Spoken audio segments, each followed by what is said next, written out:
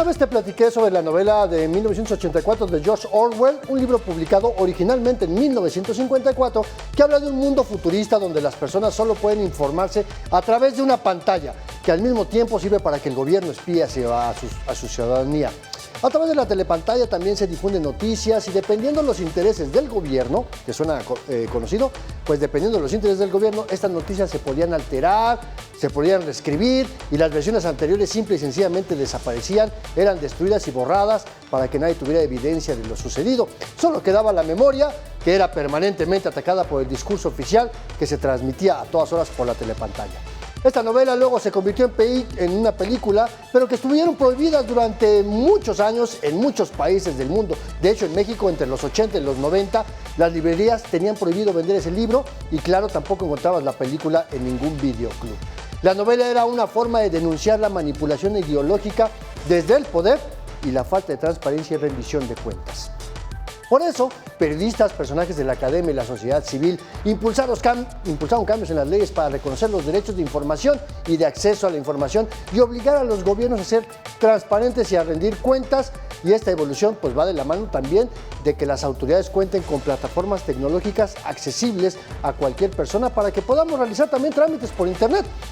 México va caminando rápido en esto que llamamos gobierno digital, pero nos enfrentamos a una regresión en materia de transparencia, no solamente por la desaparición del Instituto Nacional de Transparencia, sino porque además el gobierno es el que decide si nos informa o no sobre lo que hace y cómo se gasta el dinero. Te doy la bienvenida a una nueva emisión de Expedientes donde vemos la realidad desde todas las perspectivas posibles. Yo soy Andrés Solís, me da mucho gusto recibirte en esta pantalla. Hoy hablaremos de la desaparición del INAI, la violación a los derechos de información que esto implica y cómo la evolución tecnológica es y debe ser la ruta para que los gobiernos también en todos sus niveles nos den acceso a la información y que nos faciliten también la relación con las mismas autoridades a través de los trámites. Así es que no te vayas. Vamos al reportaje de la semana.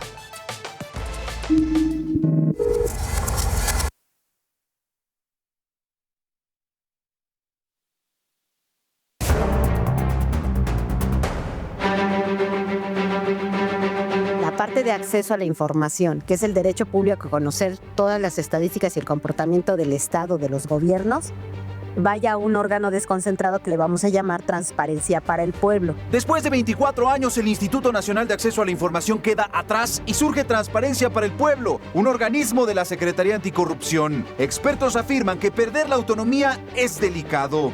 Este sistema ahora va a pasar por un filtro que le da un poder excepcional al Poder Ejecutivo. Es el que va a controlar el mecanismo de acceso a la información. ¿Pero qué teníamos y qué tendremos? El INAI surgió en 2002 como órgano descentralizado. Fue el primer encargado de obligar a las dependencias federales a transparentar sus recursos. La concentración de información era total, que ni siquiera podíamos saber cuánto ganaba un funcionario público. En 2014 el Congreso lo instituyó como órgano autónomo para separarlo del gobierno y procurar imparcialidad. Expertos afirman que fue un logro de la transición democrática, aunque admiten que era perfectible, pues la designación de comisionados se politizó e hizo falta mayor rendición de cuentas. Pero también vimos los escándalos que se llevaron a cabo, ¿no? Con varios de los representantes al interior del INAM, el uso discrecional de recursos. Desde 2018, Morena denunció altos salarios de los comisionados y privilegios, viajes, despensa, colegiaturas, hasta choferes. Sin embargo, el INAI fue clave en revelaciones de corrupción como la estafa maestra de Cedesol, la Casa Blanca de Peña Nieto y el desfalco en Segalmex de López Obrador. No solamente son información para temas periodísticos, son cosas tan básicas como cuando el IMSS no te puede dar la información de tus semanas cotizadas para que tú accedas a la pensión. En la clasificación global del derecho de acceso a la información, que evalúa a 136 países, México, con su legislación y el INAI, ocupó la segunda posición, siendo referente por su autonomía y funcionamiento. México pasa de un órgano autónomo, como funciona en España, Portugal o Chile, a un organismo dentro del gobierno, como en Bolivia, Costa Rica, Colombia o Brasil. No tiene que ser directamente un órgano constitucionalmente autónomo, pero tiene que tener autonomía e independencia del poder. Mega Noticias, Abel Martínez. El acceso a la información es un derecho humano y cualquier autoridad tiene además la obligación de rendir cuentas. El INAI servía como intermediario para obligar a la autoridad a cumplir con estas obligaciones. Sin embargo, sin el INAI, el gobierno ahora va a ser juez y parte.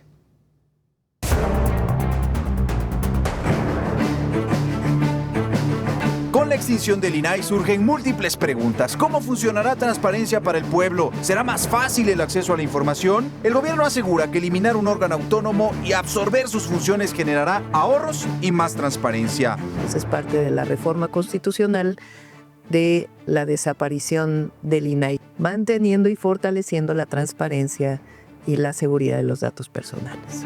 ¿Pero qué cambios habrá? En el ámbito federal, con la desaparición del INAI surgen 18 autoridades de transparencia, una por cada poder, órgano autónomo, sindicatos y partidos políticos. Autoridades que revisarán las solicitudes de información y sus respuestas.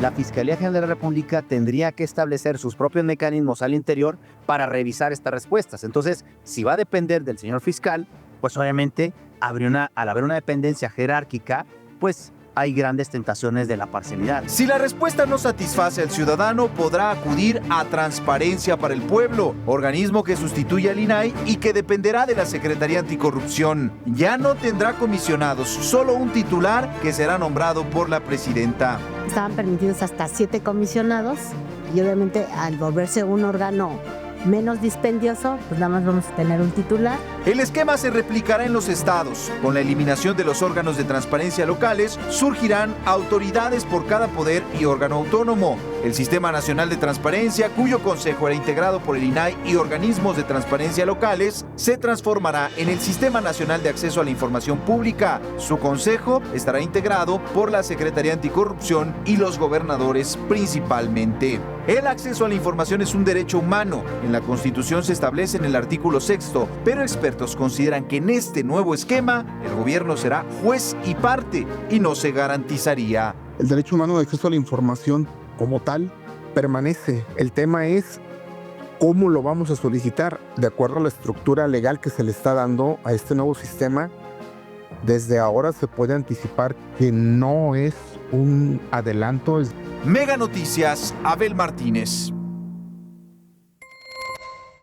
No importa cómo lo quieran justificar, desaparecer un órgano autónomo violenta los derechos de las personas. Y entonces, al ser juez y parte, el gobierno no va a tener límites para determinar cuando una información pública debe ser reservada o no, o si la quieren esconder, o si obedece a los intereses del propio gobierno.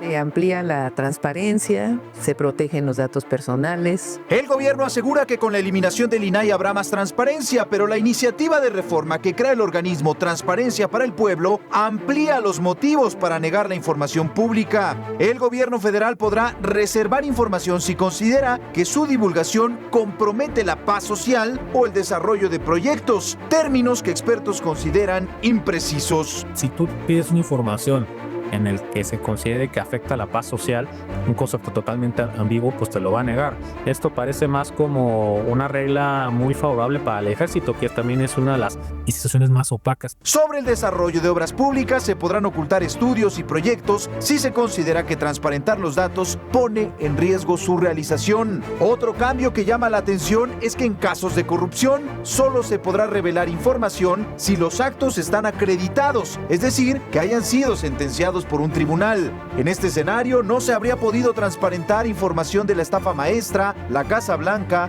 o el desfalco de Segalmex, pues solo había denuncias y no sentencias judiciales. Expertos afirman que poner más obstáculos a la transparencia favorece la opacidad y corrupción. Destacan que la mayoría de las denuncias de cualquier delito quedan impunes y que la mayor virtud de un organismo de transparencia es no depender del sujeto que vigila. Para quien está en el poder es mejor tener un sistema débil que un sistema fuerte. Y la tentación de acotarlo y de hacerlo cada vez más complicado, estoy seguro que estará pasando por la mente de varios gobernantes. En el nuevo esquema se mantiene el recurso de revisión cuando la respuesta del gobierno sea incompleta o inexistente, así como el recurso de inconformidad ante Transparencia para el Pueblo si no se está de acuerdo con la respuesta del gobierno. La iniciativa garantiza que la Plataforma Nacional de Transparencia, que contiene más de 15,000 millones de archivos, persista, no sea modificada y siga enriqueciéndose. Los trabajadores del INAI formarán parte de la Secretaría Anticorrupción, así como los recursos materiales. Se tiene que garantizar y mantener el derecho a la información, por lo tanto, no se restringe ni se limita nada de lo que ya ha sido público en información. Mega Noticias, Abel Martínez.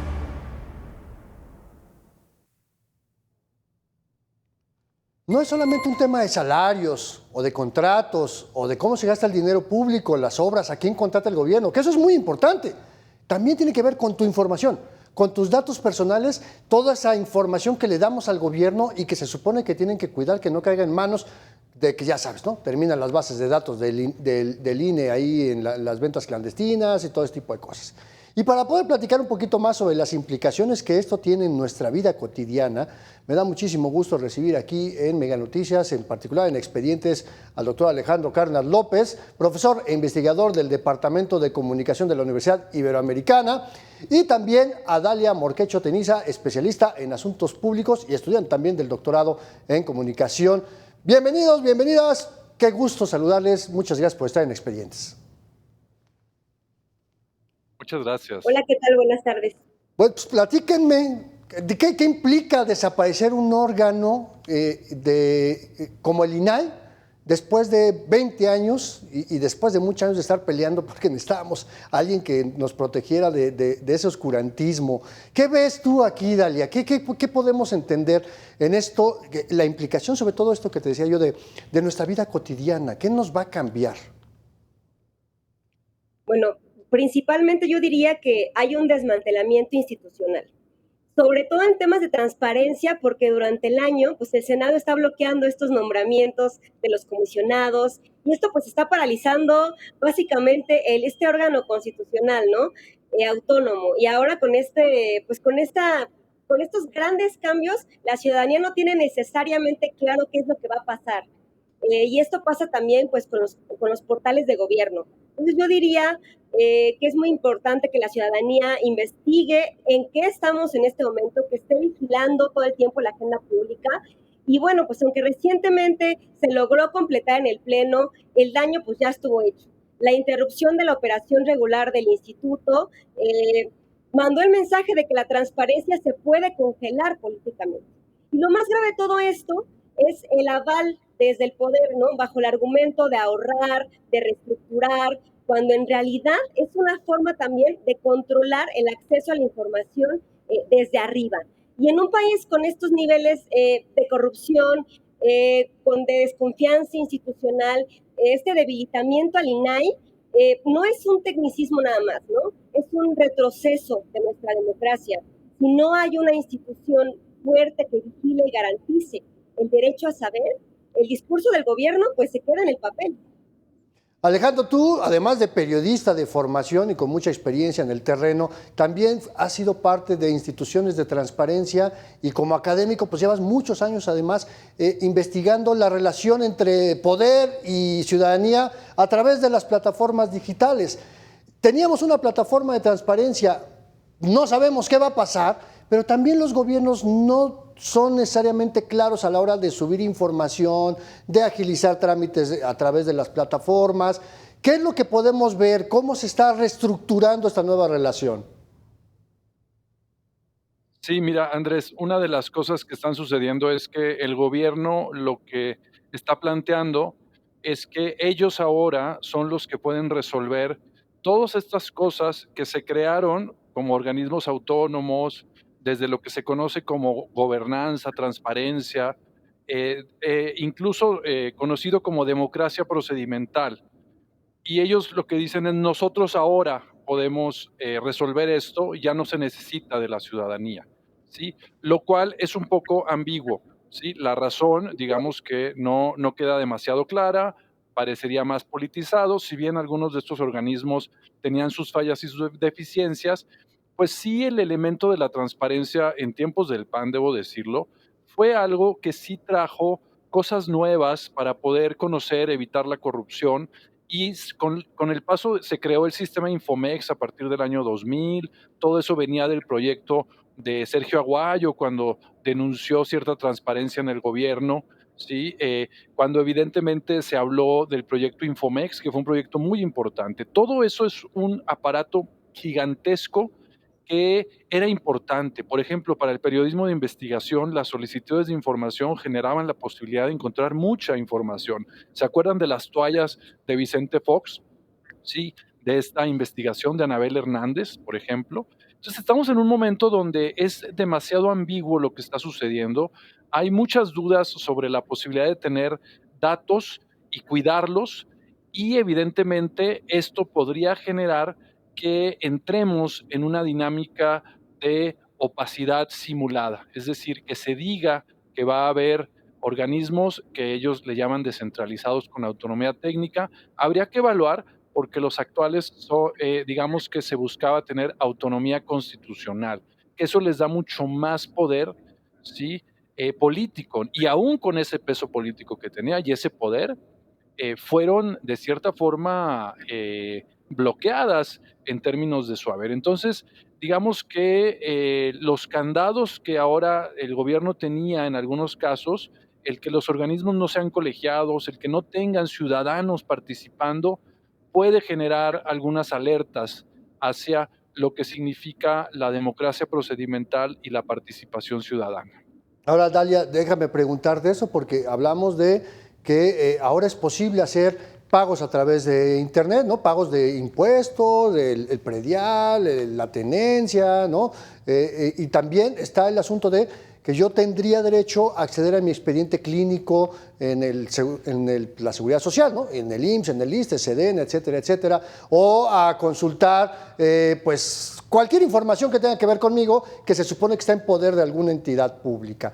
¿Qué va a pasar con toda esta información? Porque nos pueden prometer las perlas de la Virgen, de que la van a cuidar, pero está en poder pues, de una misma autoridad y no hay quien vigile esa autoridad.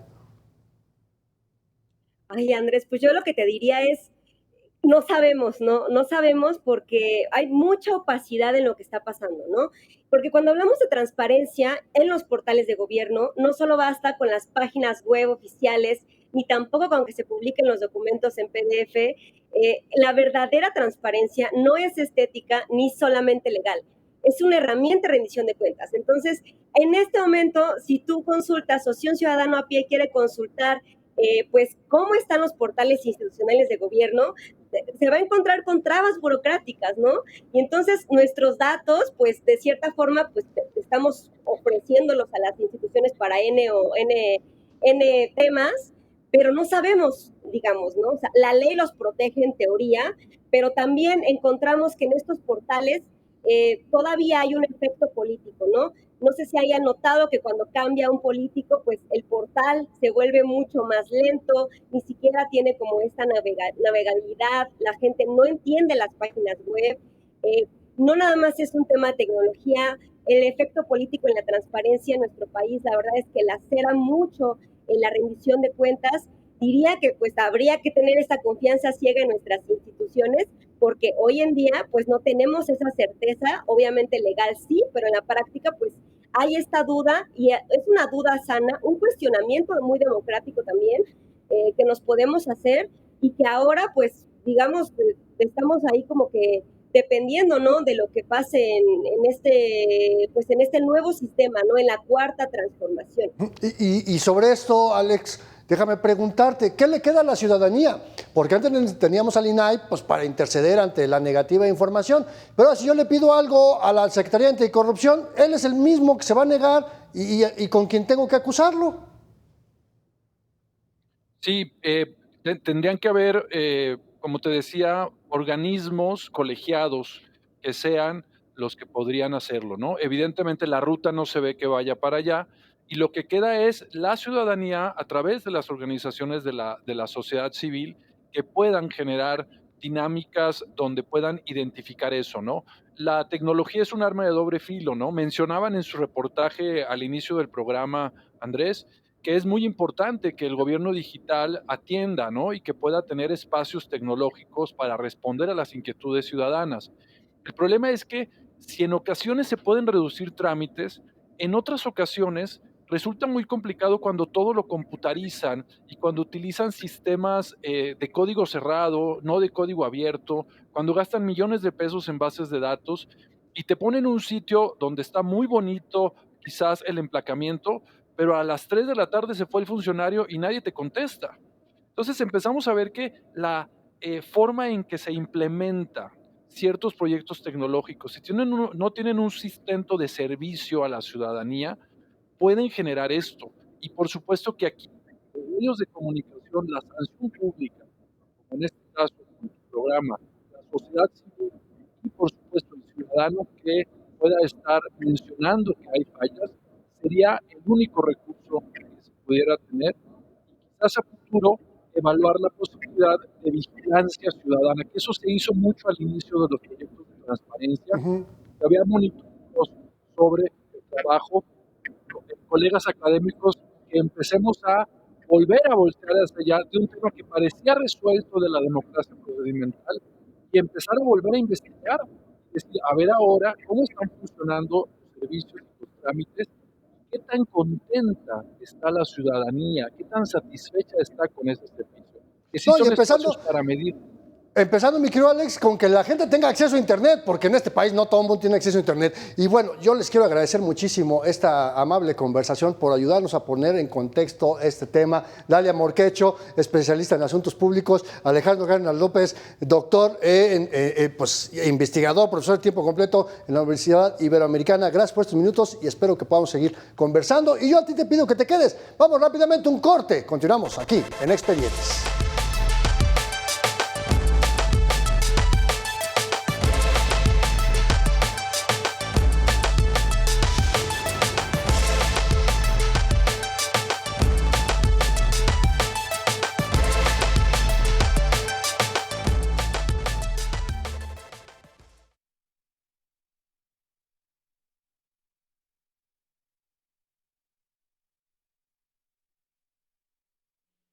Diez, 9, 8, 20.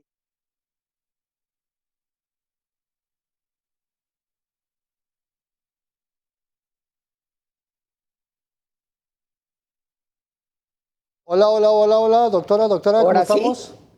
ahora sí. Perfecto. Muy bien, gracias. Ok, yo sí la escucho muy bien.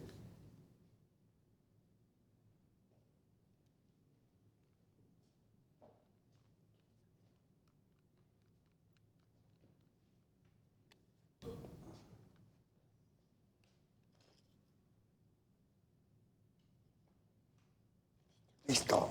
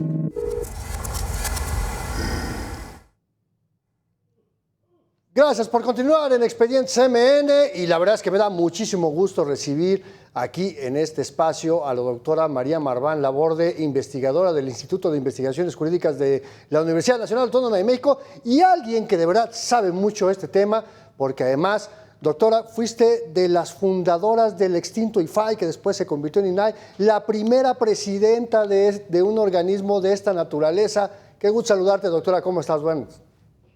Muy bien, muchísimas gracias, Andrés. No, hombre, bueno, es un placer. Y estábamos platicando justamente de las implicaciones que tiene la desaparición del INAI, algo que habíamos comentado en otro momento, pero también lo que tiene que ver con esta ausencia de accesibilidad a Internet para que muchas personas puedan hacer trámites a través de estas plataformas, que también es una obligación y una rendición de cuentas, una forma de rendición de cuentas de la autoridad. ¿Qué significa, doctora Marván, la desaparición de un instituto tan importante como el INAI?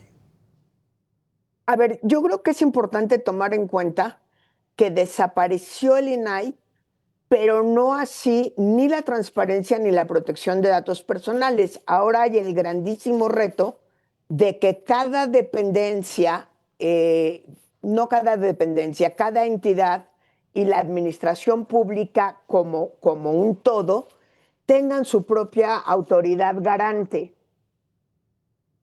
¿Sí? Entonces, sí tenemos que ver qué es lo que va a pasar en cada institución y qué es lo que va a pasar propiamente con la transparencia para el pueblo y cómo lo van a echar a andar.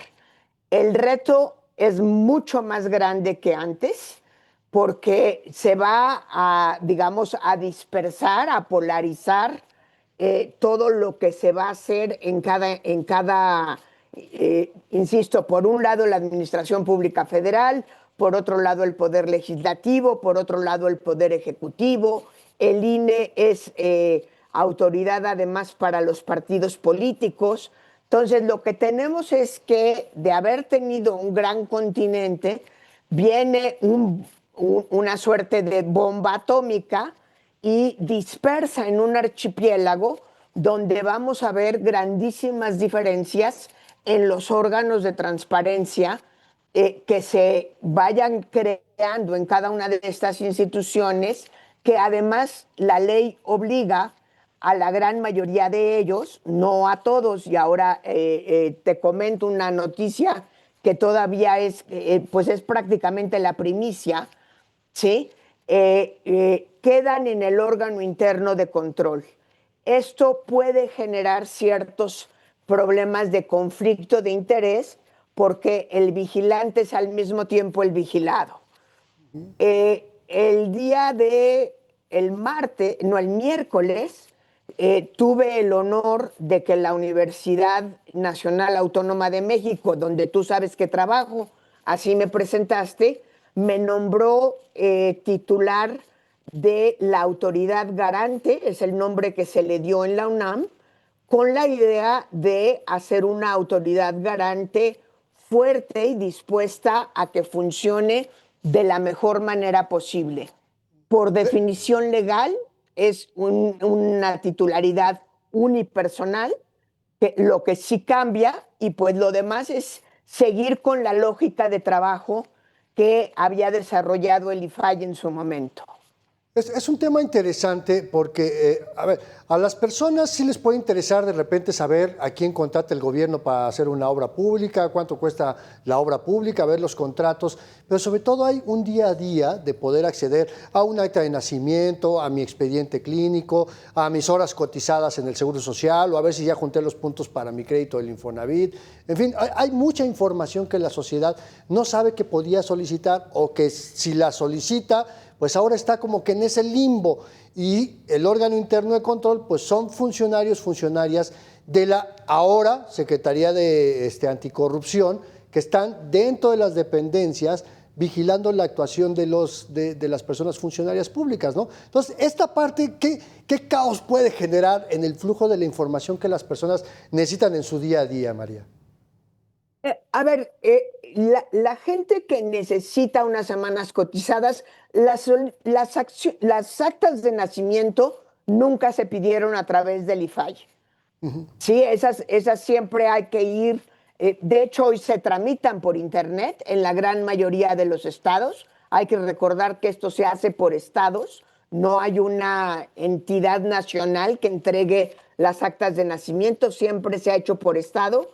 Está bastante automatizado en todos los estados. Con respecto a las semanas cotizadas y ese tipo de información, expediente médico, ya bien sea del Seguro Social, ya bien sea del hospital de psiquiatría, todos estos hospitales de Tlalpan, el procedimiento va a seguir siendo el mismo. La diferencia es que hoy la autoridad garante a ver, ¿cómo funciona la transparencia? Una persona pide cierta información o cierto documento, la institución a la que se la pide le contesta si la tengo y es pública, aquí la tienes, te la entrego, o no la tengo, o te entrega algo incompleto o equivocado, y entonces viene esta persona y entabla lo que se llama un recurso de revisión.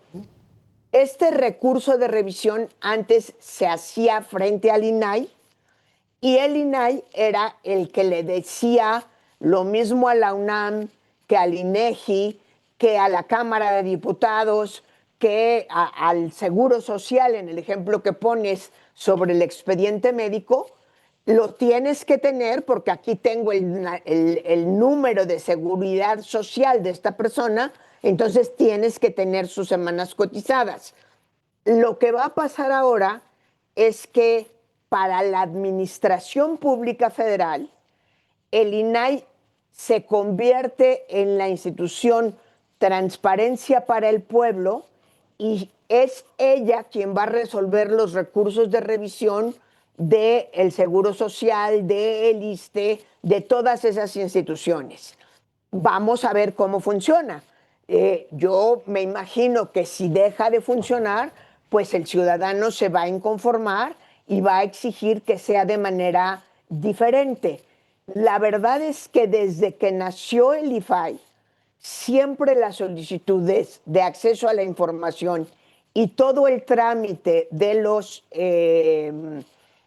recursos de revisión se ha hecho por vía de Internet y ha funcionado por más de 22 años. Te lo puedo decir con conocimiento de causa porque como reportero, pues yo todas las solicitudes de información que eran negadas hacía estos recursos de revisión y sí, efectivamente todo fluye y las notificaciones por correo electrónico y rara vez había que ir a la dependencia a recoger material pues en físico, ¿no? Pero ahora, digamos que, ¿qué tanto puede esta transformación que va a llevar tiempo? Esa es la pregunta, María. ¿Cuánto tiempo nos va a llevar reacomodar esta nueva manera de administrar la información? Pues yo supongo que la ciudadanía nos va a dar poco tiempo. La ciudadanía ya se acostumbró, es un derecho que viene funcionando desde hace 22 años. La ciudadanía ya se acostumbró a pedir información. Los reporteros usan mucho este medio para sustanciar sus reportes. Entonces, ya hay una parte fuerte de costumbre que pues ahora no va a ser tan sencillo que no reciban información, que no se les conteste. Va a haber un periodo de ajuste de diferentes tamaños en diferentes instituciones, pero yo creo que la paciencia de la ciudadanía no va a ser mucha y así debe ser. La paciencia este es un derecho que funciona. Bueno, son dos derechos porque es protección de datos personales más transparencia. Son dos derechos que funcionan porque la ciudadanía se apropió de ellos y porque va a exigir. Y yo espero que lo sigan haciendo. Confiemos en que así sea y bueno, pues aquí estaremos al pendiente de poder dar ese acompañamiento. María Marván Laborde, investigadora del Instituto de Investigaciones Jurídicas de la UNAM. Te agradezco mucho, como siempre, platicar con la audiencia de Mega Noticias, en particular con Expedientes, pero te pido que me regales unos segunditos más. Vamos a una última ronda de preguntas muy rápido. Con gusto. Y esta sección, María, la llamamos de bote pronto. La dinámica es muy sencilla. Yo te voy a plantear una idea y la cuestión es que tú me la puedas resumir en una sola palabra o quizá dos. ¿Te parece? Veamos cómo me va. Muy bien, vamos a jugar un ratito. ¿Cómo defines esto de la desaparición del INAI y darle esas facultades al propio gobierno? Me parece que es un retroceso, pero que dentro de ese retroceso hay que caminar hacia adelante. Muy bien. Pregunta número 2. ¿Cómo vemos ese discurso político de afirmar que el gobierno es transparente? Tiene que demostrarlo. Muy bien. Pregunta número 3. ¿Cómo calificamos la falta de información pública en las propias plataformas de obligaciones de transparencia? Una desgracia y se tienen que poner al día todas las plataformas de transparencia. Muy bien. Cuarta y última pregunta. El gobierno se digitaliza, pero no garantiza acceso a Internet para toda la población. ¿Qué significa? Eso es algo que se tiene que resolver. Hay que reconocer que prácticamente toda la población tiene teléfono inteligente. Muchísimas gracias, María Marván. Como siempre, es un placer platicar contigo y espero poderte ver muy próximamente aquí en Expedientes de Mega Noticias. Y mientras tanto, yo te pido, quédate. Vamos a un corte y regresamos.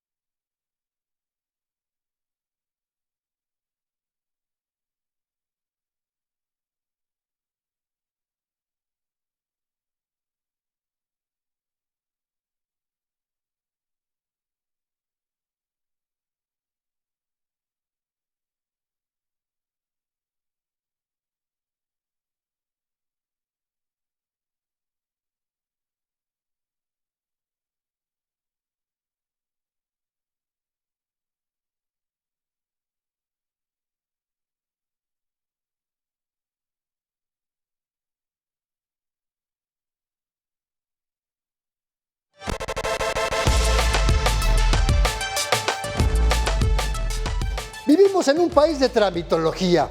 Cada persona realiza en promedio 487 trámites a lo largo de su vida, esto según la Agencia de Transformación Digital. Y además, el 85% según la agencia, de estos trámites son municipales y estatales. Eso dice la agencia federal.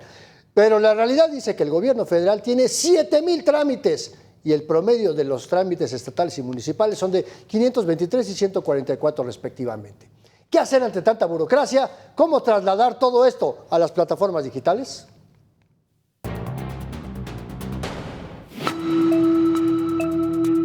A pesar de que llevamos prácticamente 3 décadas de evolución digital, la pandemia por COVID-19 mostró la urgencia de los gobiernos para tener más presencia en el mundo digital y atender las demandas y necesidades de la población.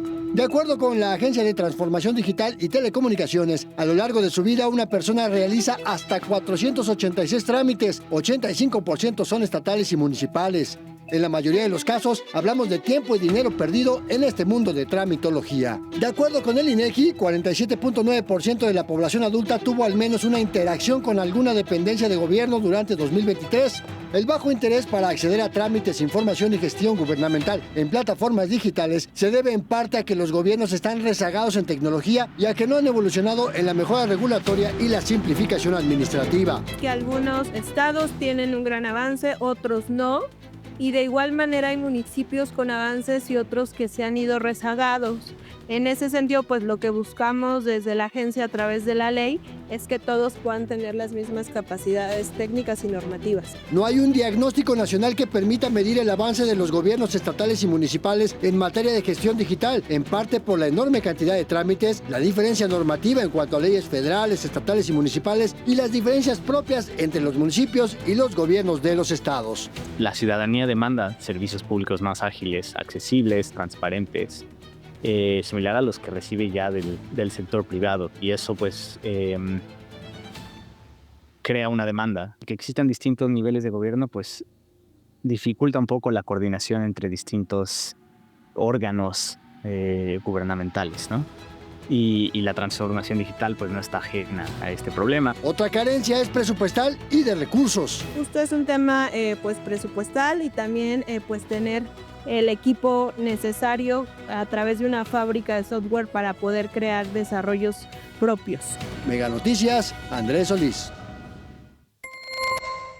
Y si nos comparamos con otros países, México ha avanzado realmente de manera importante en digitalizar sus servicios gubernamentales. Estamos inclusive mejor que varios países de Europa. Pero si lo vemos hacia abajo, estados y municipios no van a la misma velocidad.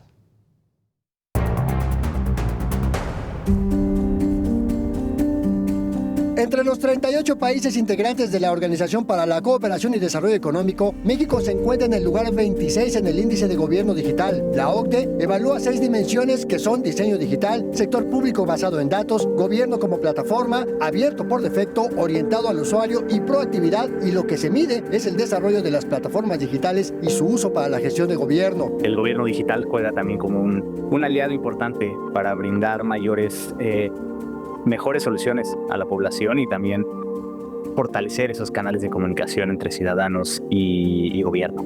Por su parte, el Departamento de Asuntos Económicos y Sociales de la Organización de las Naciones Unidas cuenta con el Índice de Desarrollo del Gobierno Electrónico, que mide el alcance y la calidad de los servicios en línea, el estado de desarrollo de infraestructura tecnológica y el capital humano. Con base en este índice, México tiene un índice alto de gobierno digital en la posición 61 de países miembros de la ONU. Sin embargo, estos índices internacionales miden a los gobiernos de cada país, no a los gobiernos locales. En este sentido, los gobiernos de los estados enfrentan diferentes niveles de desarrollo y entre los ayuntamientos la brecha digital es más grande. Hay municipios que han desarrollado ventanillas digitales, hay municipios que pues aún no pueden o no han tenido las posibilidades para generar un desarrollo o poder adquirir un desarrollo, y en este sentido pues los trámites siguen siendo presenciales, la información sigue capturada o se sigue ingresando a través de archivos físicos. Sin embargo, el último registro de avance en plataformas digitales para la gestión de gobierno es de 2014, que reconocía que apenas 62 municipios permitían el pago en línea del impuesto predial, 22 el pago de agua potable y solo 15 el pago de licencias de funcionamiento de negocio, y apenas 10 recibían pagos de infracciones por internet, de acuerdo con el Censo Nacional de Gobiernos Municipales y Demarcaciones Territoriales de la Ciudad de México 2015 del INEGI. Este censo no se ha realizado en años recientes. De acuerdo con la Agencia de Transformación Digital y Telecomunicaciones del Gobierno Federal, sí hay un avance en la simplificación, homologación y digitalización de trámites estatales relacionados con el registro civil, catastro y registro público de la propiedad. Mega Noticias, Andrés Solís. El gobierno digital es y debe ser una herramienta para reducir la corrupción y que haya menos trámites. El problema está en el acceso a Internet, porque sigue siendo desigual, sobre todo en los estados más pobres.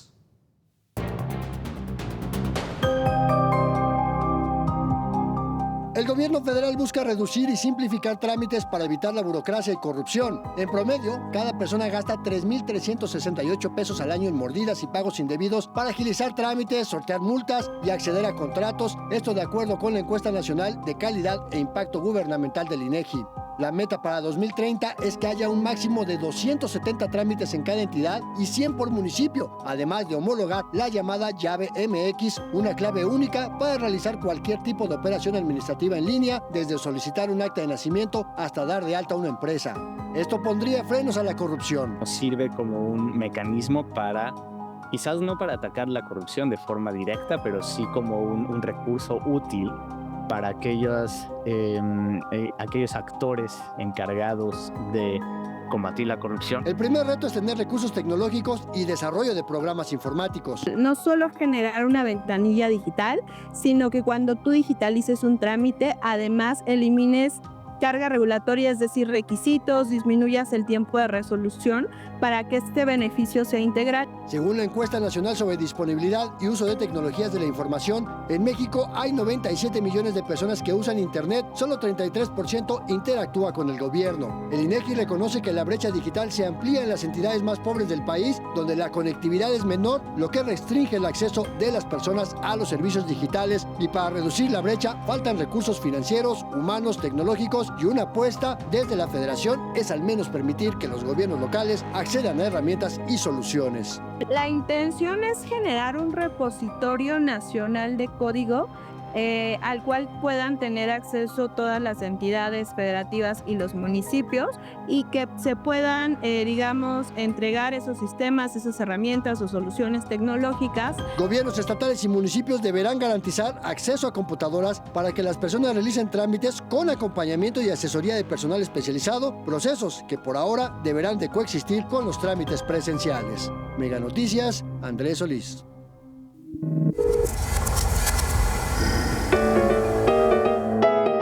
Y cuando una imagen dice más que 1000 palabras, estamos viendo este maravilloso cartón del monero Patricio. Ahí vemos a una colega periodista preguntándole a un diputado sobre si intentan dejar inoperante al INAI. Ya lo dejaron inoperante y la respuesta es que me temo que esa información la va a tener que obtener vía el INAI. Así va a ser el futuro de la transparencia. A quien le vamos a tener que pedir la información es al gobierno, y será el gobierno si decide o no dárnosla. Y bueno, pues aquí está este cartón, como siempre, muy crítico, muy fino, el humor del monero Patricio, que se disculpa contigo porque no pudo venir hoy a platicar, pero pues aquí está su cartón de la semana y vamos a los cuentos 50.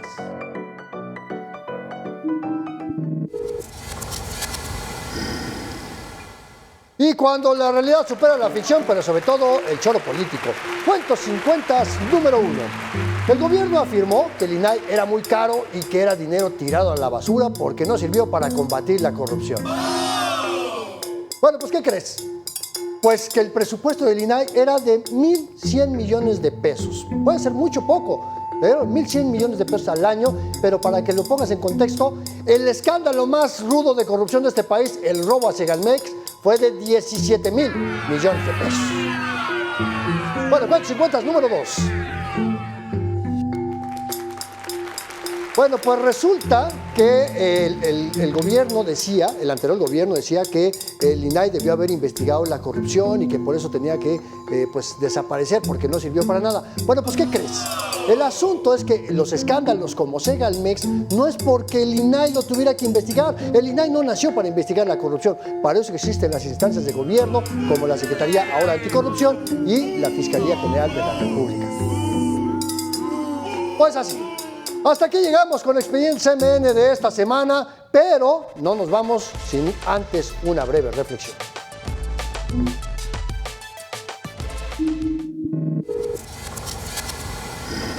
La transparencia y la rendición de cuentas no son un capricho de ninguna persona funcionaria pública. Responden a la obligación de garantizar el derecho humano a recibir información y que las autoridades nos digan con certeza y claridad cómo trabajan, cómo administran los recursos públicos y qué hacen con nuestros datos personales que tienen bajo resguardo. El partido mayoritario lleva años diciendo que no son iguales a los del pasado, aunque llegan a comportarse peor cuando regresan a los esquemas de un régimen autoritario que decide de manera unilateral no dar información. Y no dar información significa no solo ocultar los salarios de los funcionarios, significa que el gobierno va a buscar cualquier pretexto para negarse a hacer públicos contratos de obra pública, negarse a decirnos a quién compran medicinas, a quién contratan para hacer estudios, por ejemplo, medioambientales. La opacidad lesiona tu derecho a saber. Y por otro lado, aunque muchas veces vemos importantes avances en la digitalización de la administración pública, lo vemos a nivel federal. Algunos estados ni siquiera cuentan con plataforma de internet, no tienen ni página de internet, ni un correo electrónico a que escribirles, y entonces es imposible hacer trámites o pagos o solicitar información importante. Sobre todo en aquellos municipios donde la pobreza es más lacerante y los propios municipios no tienen ni recursos financieros ni tecnológicos para poder entrar a este mundo digital. Y esto también representa una violación a tus derechos de acceso a la información pública. Hoy estamos casi peor que en los tiempos del PRI. Porque ahora tenemos internet, antes no había internet, ahora tenemos esta herramienta para buscar información y es ahí donde el gobierno prefiere ocultarla. Hasta aquí esta emisión de Expedientes MN. Te agradezco como siempre el favor de tu compañía en este espacio donde hacemos periodismo útil, periodismo que te sirva a ti. Gracias a Héctor Jiménez, a Rocío Chávez por estar al frente de este gran equipo de producción. Yo soy Andrés Solís, te espero en la próxima emisión de Expedientes. Mientras tanto, quédate, todavía tenemos mucho más aquí en Mega Noticias.